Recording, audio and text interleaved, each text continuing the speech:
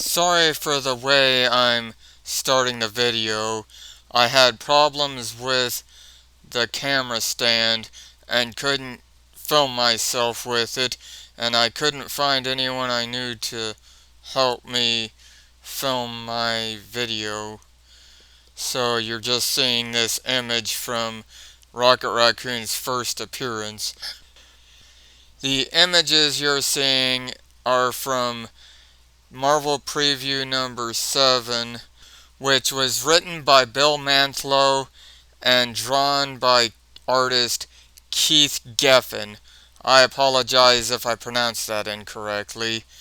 And actually, their inspiration for Rocket Raccoon was the Beatles song Rocket Raccoon, which is something I admit I've not actually listened to before. I'm not showing you the entire first appearance because sadly it ends up being rather pointless. This comic Marvel Preview number 7 came out in 1976, but his next appearance didn't happen until 6 years later in 1982. The character in the panel on the left that you see next to the panel of Rocket Raccoon is Prince Wayfinder. And yeah, I'm not kidding, that's his name. And actually, as it turns out, he's not even from the main Marvel universe. He's actually from another alternate universe. And he ends up meeting Rocket Raccoon here, who, as you see, talks in kind of a British way, which was later changed by the same writer, Bill Mantlo. Then I'm skipping ahead here to show you this monster that appears, and I have the image of Wayfinder shooting it with his weapon, and then it blows up. And then you have this image of this woman Kirk, or Kirkay, I guess is her name. And as you see there in the last panel, when Wayfinder calls her a witch. And then I'm just going to show you this last image of the panel of Kirkay declaring with her guard next to her that both Wayfinder and Rocket Raccoon will be her prisoners. And sadly, this was never followed up on or even mentioned in either the Incredible Hulk number 271 or in his 4-issue miniseries he got after the Hulk comic. And yeah, that's kind of a sad fact. His first appearance that I just showed you images of ends up being completely pointless. It really just is completely ignored later on, which is ironic because, like I said, Bill Mantlo, he basically just ignored the first appearance. Also, Wayfinder, who I just talked about, he ends up appearing in a Marvel comic series called Micronauts, number 31, where he ends up getting killed off, and he pretty well stayed dead forever, at least according to Marvel Wikia and everything else I can find online. So his character ends up being pointless. Also, he was killed off a year before Incredible Hulk number 271 came out. I have read many first appearances of different Marvel characters, but this is the only one I can say it ends up being completely pointless. As far as I know, his first appearance is sadly generally ignored, at least throughout most of the original comics. Also, after his 4-issue miniseries that I just mentioned earlier, he ends up appearing in Quasar. That's an Avengers character, and it's Quasar number 15 he appears in. And then he would become a supporting character in Sensational She-Hulk for a while. And not only that, but he had very few appearances over the span of 30 years. Yeah, I'm not kidding. I think it was only like, according to what I looked up online, it was only like 10 appearances in 30 years. Just wow. And he didn't really become a character until they revamped Guardians of the Galaxy, which the original Guardians of the Galaxy comic, I haven't actually read the original comic, but they appeared in a Avengers comic that I read from the 70s. And except for Star Lord slash Peter Quill and Yondu, none of the characters who were there in the first movie were actually in the original Guardians of the Galaxy series. Yeah, not kidding. A lot of them are so obscure, I'm not even sure they'd ever even get a movie. But anyway, yeah. Also, something else I want to mention, Rocket Raccoon's origin in the comics, at least in the 616's comics, is nothing at all like what his origin was in Guardians of the Galaxy 3, the movie. In fact, the High Evolutionary has actually nothing to do with Rocket Raccoon's origin or the origin of Half-World where he's from. And yeah, that was a change they made to the movie. Also, his friends never actually get killed either in the comics. So yeah, that's a big difference. In the comics, he was actually created, and so were his friends, by sentient robots. Insert your own Terminator joke here. And now I will be going into the backstory that you have to understand in order to understand what's happening with Hulk in the comic we're looking at. By the way, all the comics I'm about to talk about were also written by Bill Mantlo. He had actually been writing Hulk comics since Incredible Hulk number 245. This comic actually takes place after the death of Glenn Talbot, a longtime Hulk villain who was created by Stan Lee. And in visual media, he is fairly well done in cartoons, but frankly, when he's presented in live action, it's not a very faithful take.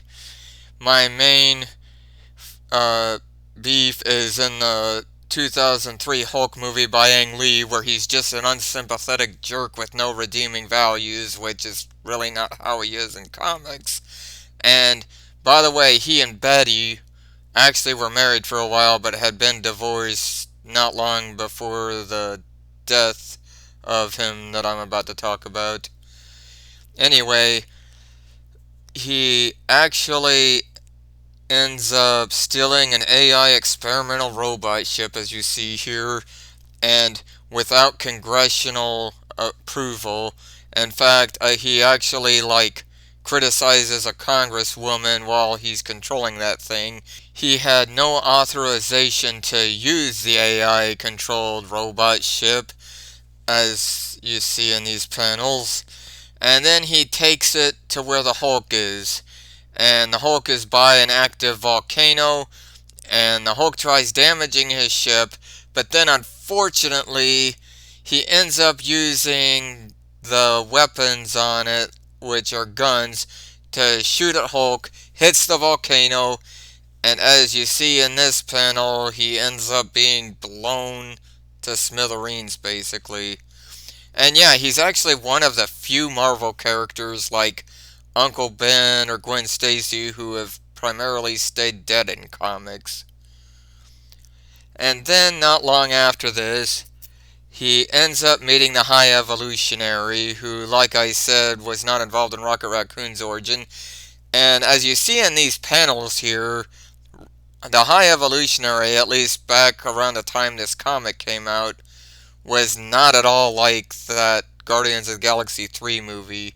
He actually, as you see there, asks Banner for help to end his own life, and Banner refuses to help him commit suicide, and then he ends up aggravating Banner by pointing out that he unintentionally turned Rick Jones and Betty there into monkeys.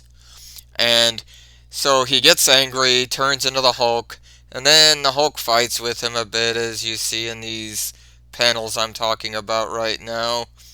And then the Hulk manages to rip off all his armor, and that was the problem. He had this like armor that was sentient, and he couldn't take it off. He had to have the Hulk rip that armor off. And so after being able to do that, oh, and as you see, he's also white and not African American. Anyway, he says to Hulk, "Thank you for helping me," and then he uses his powers to melt himself into a puddle of goo. Also, I forgot to mention this, but the High Evolutionary, funnily enough, actually first appeared in a Stan Lee era Hulk comic in the 60s as well, so yeah, a lot of comebacks to Stan Lee regarding the Hulk. Then, after that issue where he helps the High Evolutionary commit suicide, he ends up getting summoned by some space aliens, a space alien woman in particular, who asks him to come help her in a war that they're fighting, and he goes off with her to the other side of the galaxy where this is, and he ends up fighting Abomination as well as this guy called the Galaxy Master. And then after fighting the Galaxy Master, he ends up getting stranded on another planet, and that's where this current Hulk comic comes in that we're looking at today. And now we're going to look at the cover, where Hulk is complaining about the fact that he has to share his comic cover with Rocket Raccoon.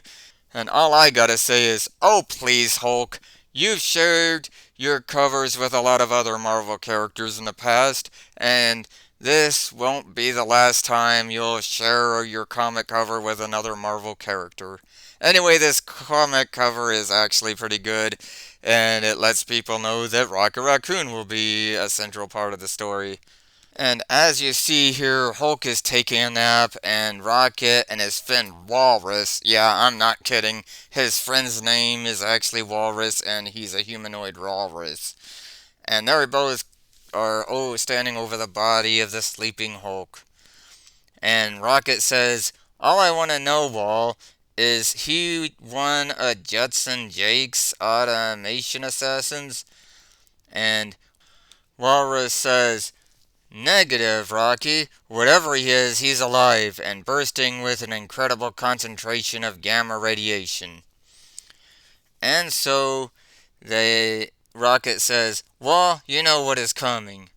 Do we leave?" And Walrus replies, "Do we leave the green one in its path?" And Rocket says, "No. Since he's alive, we gotta move him.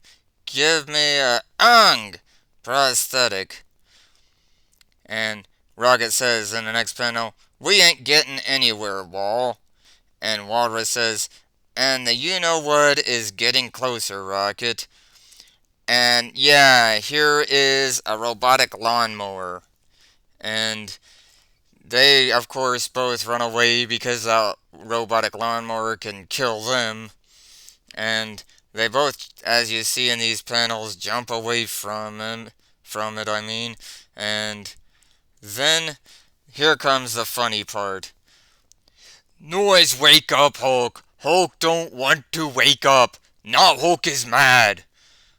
And Walrus says, "What did he say, Rocky?" "He said he's mad, Wall. You know, he looks mad." And then Hulk goes up to the lawnmower and like literally just starts pounding on it. And then the next panel, as you see, he picks it up and throws it. Hulk says, "Where is Hulk?" "Who are funny talking animals? What is going on?" And Rocket says, "That's just what we were going to ask you, Tall, Green, and Gruesome." And then Walrus says, Rock? Wait, can't you see that I'm deeply engrossed in conversation with our green guest?" And Walrus says, "Well, get unengrossed. because I just got a tingle on my fuzz detector. Hulk says, Fuzz what?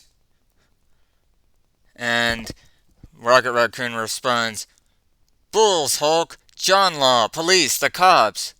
And Walrus says, the Robomower must have got 10 off an alarm. And Hulk says, Hulk is not afraid of police. And Walrus says, neither are we, Hulk. And then we see how incompetent these cops are. They all go flying everywhere out of the car that they're in. And they all land on the ground, and it's all played for comedy. And yeah, I hate saying it, but yeah, as you see from this panel here, those sentient robots I mentioned earlier, not only did they experiment on animals to make them more intelligent, they experimented on actual human beings from Earth and abducted them and experimented on them to be less intelligent. Yeah, those robots are evil. And sadly, no, I don't know. I haven't read any comic with these robots, and I admit to not knowing if they ever get stopped. And then in the next panel, Hulk says, those are police? And Rocket Raccoon says, well, loosely speaking, their purpose is to preserve law and disorder. They do it to imperfection. Summon our ship, Wall. And Walrus says, your ship. And Rocket responds, I can't help it if Rack and Rocket are alternative. I didn't name the ship, Lila did. And Walrus says, she's your girlfriend. And Rocket says, Jeeps, she's your niece. And Walrus says, oh, various sundries. Which I prepare to launch his ship. Blast off. And then the cops there are saying, robo-sliders, mower murders. Somebody get the license number. Traffic violators. Then we cut to the next panel where Rocket Raccoon says to Hulk, well, Hulk, you must be hungry and confused. So allow me to feed you before I welcome you aboard the trusty Raccoon Ruin. And so Hulk eats the food, and Hulk says, food is almost gone, but Hulk still doesn't know where he is, or how Hulk got here. And Walrus says, we can't help you with the second, Hulk. You seem to appear out of nowhere. And Rocket says, but part 1 is easy. We found you on Half-World, Hulk. Largest planet in the star system, known as the Keystone Quadrant. And then we cut back to Hulk on the ship, and he says, Hulk has never seen world with a wall around it before. And Walrus says, the Galactican Wall surrounds the entire Keystone Quadrant, Hulk. It's incredibly ancient. No one knows who built it. And Rocket says, we only know why. Its purpose is to keep everyone in the quadrant in and everyone outside the quadrant out. And Hulk says, Hulk got in? Yeah, you did. Have any idea? Also, Hulk remembers being inside Galaxy Master, then waking up on red grass. Right, says Rocket Raccoon. Now, as I was saying, the wall encircles the whole quadrant, Half-World, where you woke up and where Wall and I hail from. Why, it's called Half-World, you ask, because half of it's stripped bare and industrial wasteland where nations labor as they've labored forever on a giant humanoid spacecraft known only as ship. While the other half is a paradise planet where animals play and farm with machines the automations give us. 'Cause they can't help making 'em and can't use them once they do. And Hulk asks, are there no puny humans on planet? And Walrus says, only the Keystone Cops, Hulk. Human is a word I've heard them call themselves. I always assumed it signified some deranged species of animal. And Hulk says, if there are police, there must be trouble. And Rocket says, "You can bet your emeralds eyes there's trouble in the quadrant, Hulk. Sorry for the mistake." And it stems from a numerous mole named Judson Jakes. No one knows what he's up to except that he sits in the center of the Keystone Quadrant aboard his space wheel like a fat spider in the middle of a web.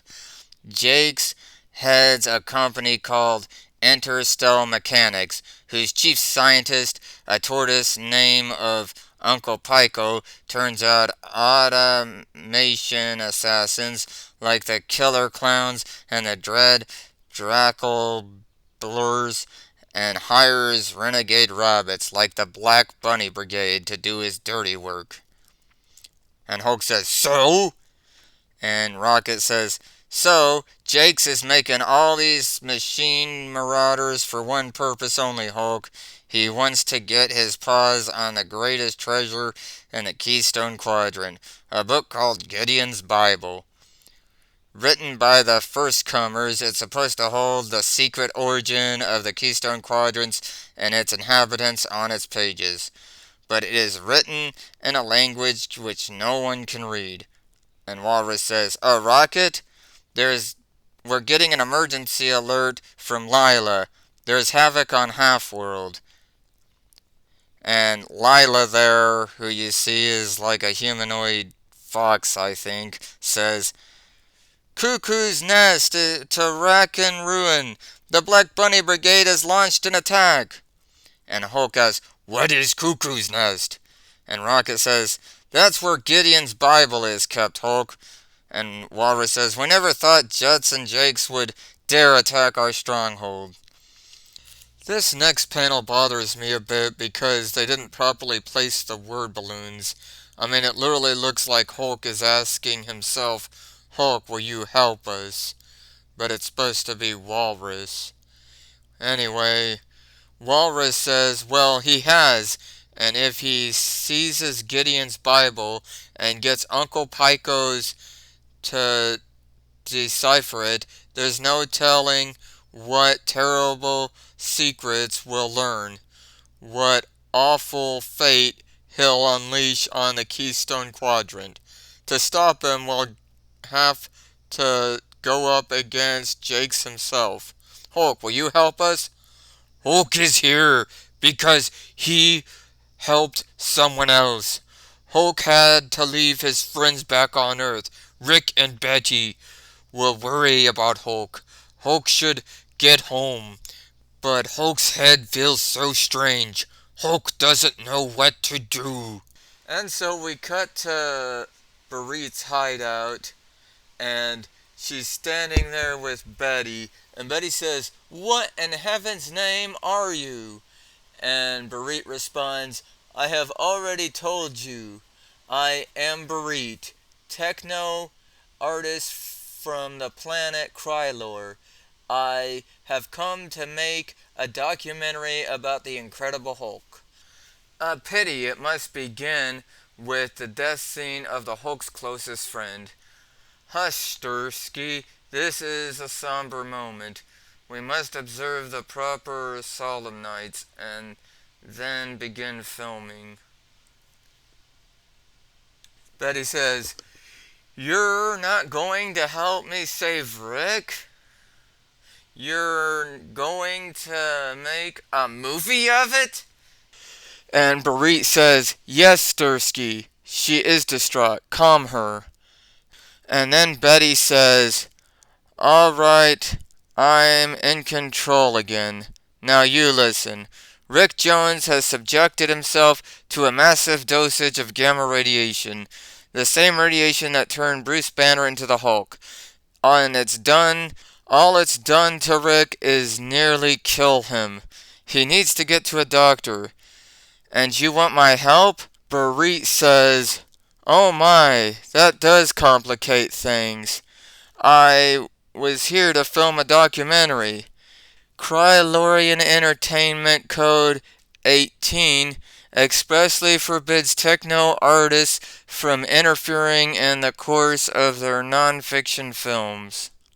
However, Krylorian techno artists are known for ignoring Entertainment Code 18. And I can't explain it, but that line just made me laugh. Like, why even have a rule at all if most people aren't gonna follow it? The life support spider will stabilize Rick's condition. He will also grow no worse. And Betty asks, "You said you knew Rick and the Hulk now?" And Barit says, "Many years ago I made a film with them. It was hailed as a masterpiece on Krylor." And then Rick says, "But Betty, never saw this geek in my life." And then Barit says, "Well, Stursky, this does pose a problem." And then we cut back to where the Hulk is on Half-World. And then Rocket, inside the spaceship, says to Hulk, "We've come halfway round Half-World, Hulk, and there's Cuckoo's Nest dead ahead." And then Hulk asks, "What has happened here? The worst, Hulk?" And then I think it's Walrus that says, "The Black Bunny Brigade."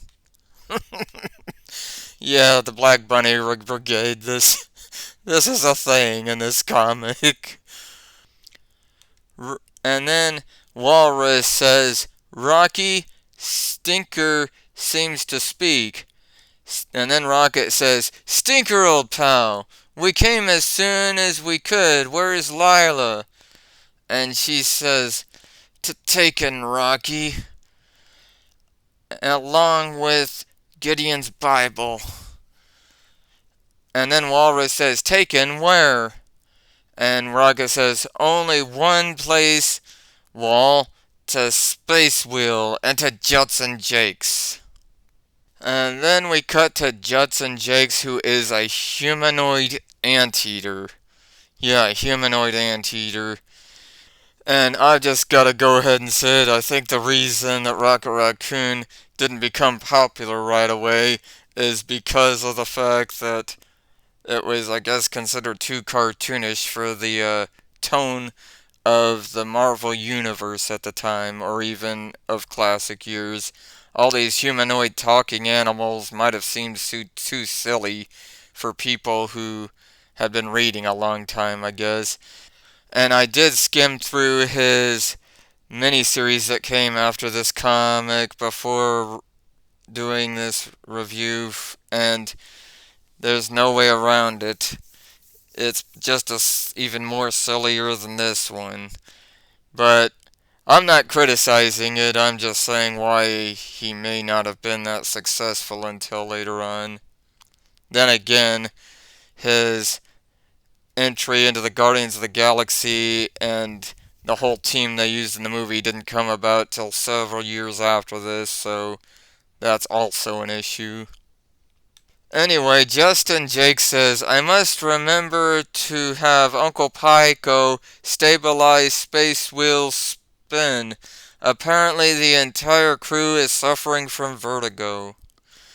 And then this humanoid turtle, I hate to admit I can't remember what his name is, says, "I'll get right on it. Just as soon as I decipher this indecipherable tomb you had your henchman rabbit hijack." And then this evil-looking humanoid rabbit says, "Quit complaining, Pico. You get a cush desk job up here on the Space Wheel, while Blackjack Brigade and his Black Bunny Brigade do all the dirty work. Present company accepted, Lila, darling." And then Lila says, "Unhand me, you wretched rabbit, when my Rocky gets here." And then Judson Jake interrupts, "And come he will, for he is the sworn guardian of Gideon's Bible." And then he says, "The book whose secrets will make me the master of this Keystone Quadrant." And then the humanoid turtle says, "You mean the book that's going to give me and my computers eye strain? This thing doesn't make sense. And then the humanoid turtle says, funny letters, incomprehensible alphabet, a goobly gook of grammatical errors. What kind of language did the first comers speak? And then Judson Jakes replies, that is precisely what I expect you to discover, Pico. And please, your feigned ignorance insults my intelligence. You are a genius, Uncle.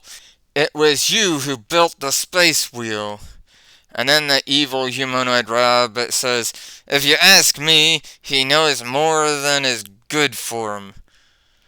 And then Lila says, oh, what's that horrible creature? And Judson Jake says, just a Dracula, my dear. One of the countless sentries I have posted throughout the quadrant. It is the telepathically telling me that your boyfriend has arrived.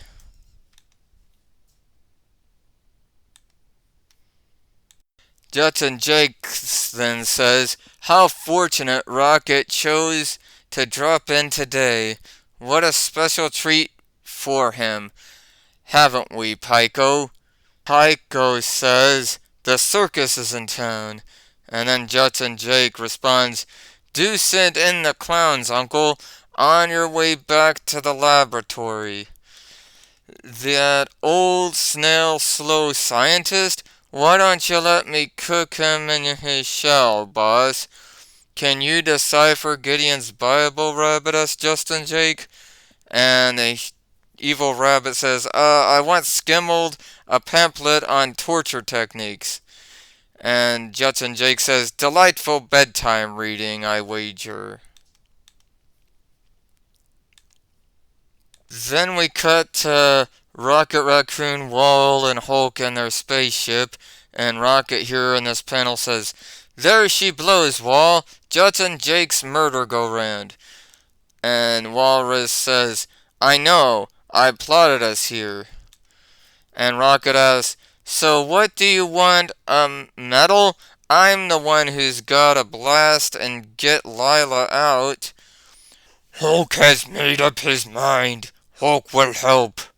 And Walrus says, glad to hear that, Spinach Skin. 'Cause here comes the welcome wagon. Uncle Pico's killer clowns. And yeah, this part looks so silly, doesn't it? I mean, if you just came across this random image while searching, say, the topic of funny things from comics, and that's really all you put into Google Images, would you ever guess this was from an Incredible Hulk comic? No, you'd probably think it was from one of those, like, funny comics you see in the newspapers, maybe. Or a comedy comic. Not criticizing it, just pointing out how silly it is. And then Rocket says, this is no laughing matter. And then Hulk says, Hulk wants to go out and smash stupid clowns. And then Walrus says, I don't think we've got a spacesuit that would fit you, Hulk. Then Rocket says, no, but we've got a jumbo-sized helmet. I'm betting the Hulk skin is tough enough to withstand the cold of outer space. Wait, Hulk.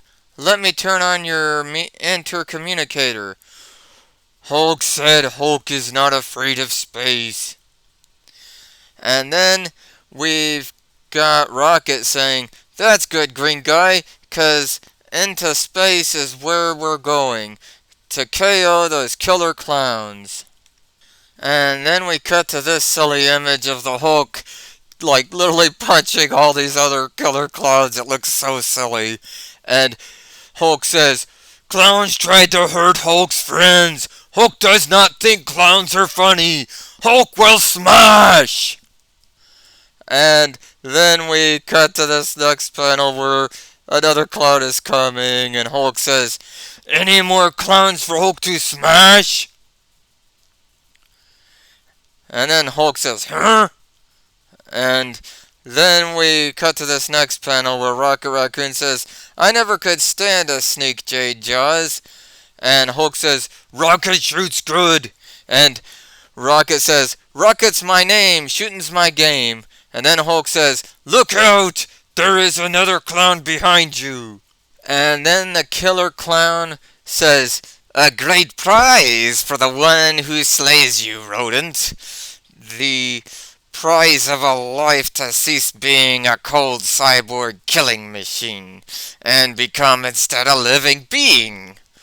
And Rocket says, a life for death, clown. Cut trade. Jeeps, laser contact lenses trying to open my helmet. Help! And then Hulk comes and grabs the killer clown who's apparently also a cyborg.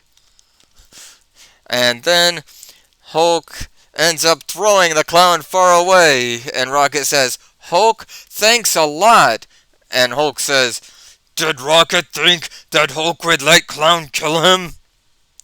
And Rocket says, to tell you the truth, Greenskin, rational thought gave way to panic as those lasers started to sizzle my helmet.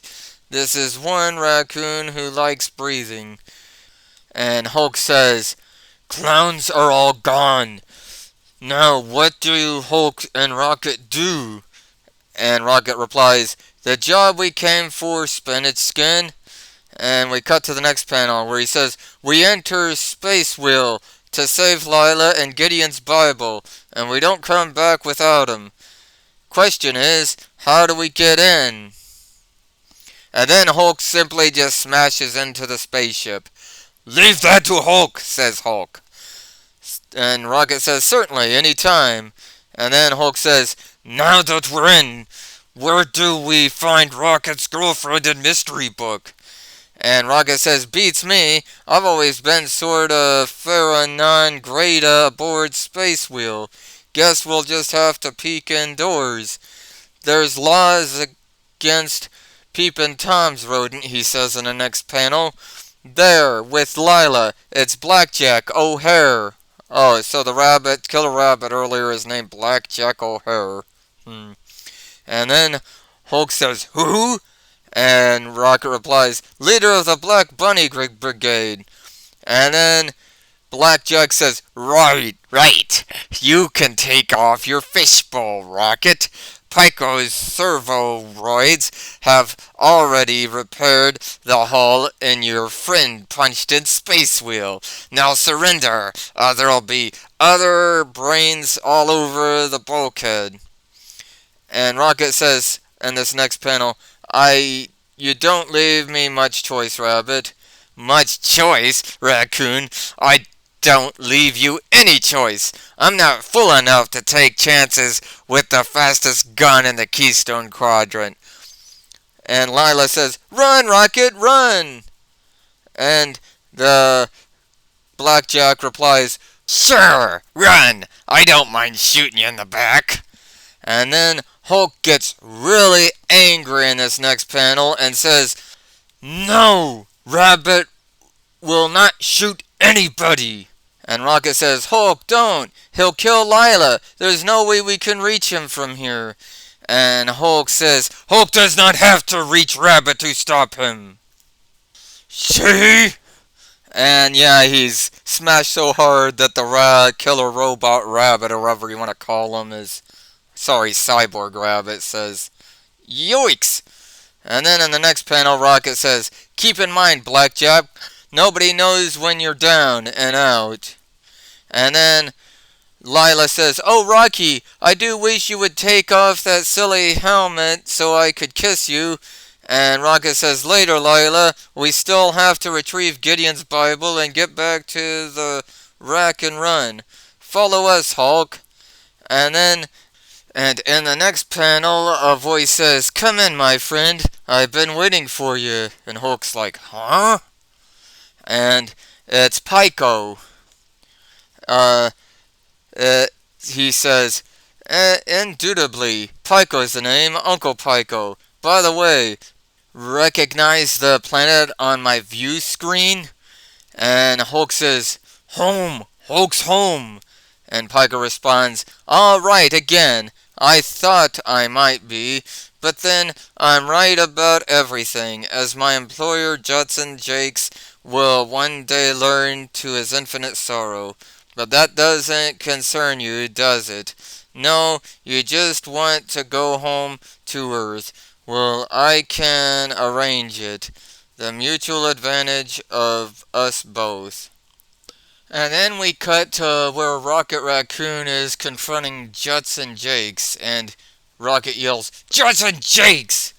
And he says, "Beyond a doubt, most gracious welcome friend Rocket, to my humble abode." And Rocket says, "Cut the comedy, Mole, and hand over the book." And he acts stupid and says, "Book? Which book? I have so many. And so little time to read with all these interruptions. Dre Killer, bid my uninvited guest depart, that I might continue my medications." And so we cut to this next panel where Rocket and Lila are, and Lila says, "Rocky, look out!" And Rocket says, "It's Dre Killer." And then in this next panel it says, "A new beast created in Uncle Pico's lab. Must have been a harmless little bat once. Of course, Uncle Pico. And curse you, Hole, and making me shoot down something that was one of our own kind." And Jax replies, "Your kind? You mean Raccoon. I'm Judson Jakes. I am beyond the mere animal existence which you so ardently protect."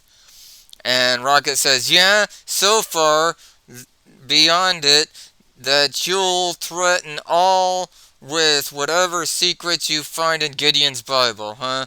The book, Mo. I want it now, or else you're gonna become severely decompressed." And he replies, "No, don't damage Spacewheel. I'll summon Pico." Then we cut back to Pico's lab where Hulk is, and Pico is saying to Hulk, "Ah, the master of Spacewheel summons. He must have acknowledged defeat, as I knew he would. I know so many things I shouldn't know, Hulk, such as who you are, where you came from, etc. Planet on screen is Earth, Hulk's home. That is where Hulk's friends Rick and Betty wait for Hulk. Can talking turtle send Hulk home?" And Pico responds, "Of course. The Galatian wall surrounding the Keystone Quadrant prevents its inhabitants from ever leaving this madhouse universe. But no barrier is insuperable to one who has fathomed the secrets of the first comers, to one who comprehends the mysteries of Gideon's Bible." And Hulk responds, "Hulk, that no one could read mystery book." And Pico responds, "No, but me, Hulk, and even I discovered how by accident, from deeply submerged memories, which I dredged forth one day when I was probing the addled brain of Keystone Cop. Poor creature, he didn't survive the probe. It seems that those Looney Tune cops are directly descended from the first comers. As you are, Hulk. That's how I deduced where you came from and how to send you back. And you must go home, Hulk. There's a balance of the power here in the Keystone Quadrant between my technology and Rocket Raccoon and the other animals. Your might would tip the scales in their favor. I can't allow that, so I'm sending you home." And then Hulk responds, "All Hulk knows is that Hulk doesn't belong here. Send Hulk home, talking turtle." And then we cut back to Rocket and Judson Jakes. And Rocket is saying to him, "I'm running out of patience, Jakes. Lila's got a helmet on now, so there's nothing stopping me from blasting a hole in your picture window." And then he says, "Please, Rocket, that's the best view on the space wheel." Oh yeah, it's Pico. "Rocky, it's the turtle." And Rocket says, "Pico." And then Judson Jake says, "The book, Uncle. Give him the book." Gideon's Bible? Why, certainly. Impenetrable prose, you know, couldn't make head nor tails of it. I'm afraid it will never be a bestseller. And Rocket says, "Maybe not, but at least it'll be safe where it belongs, back in the shrine at Cuckoo's Nest." And Pico says, "An appropriate name, if I do say so myself."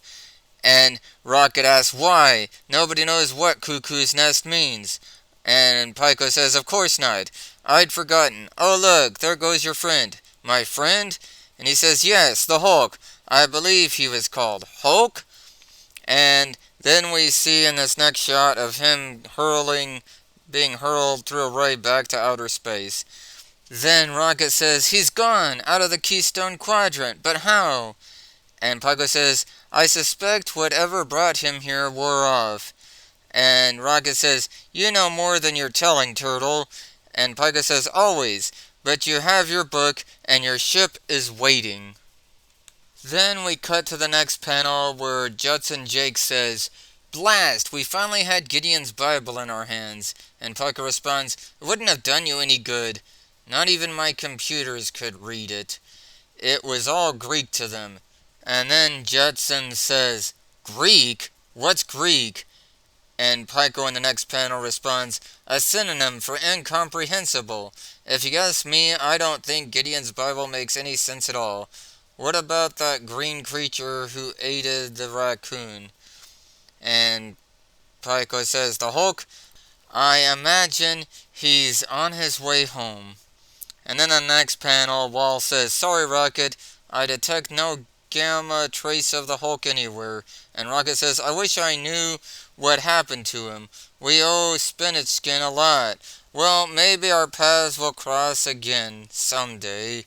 And then we end the comic with Hulk being transported through that ray back to his home planet, where he'll, of course, in the next issue, meet up with the dying Rick and with Betty and Bareet. Anyway, this comic is very silly, but I really like it. I admit, I can kind of see why Rocket didn't become a big character right away. I actually did end up looking ahead at some letter pages from a later Hulk comic that talked about this issue, and there was a man named David Briseke from Amherst College in Amherst, Maine, who didn't really like this issue.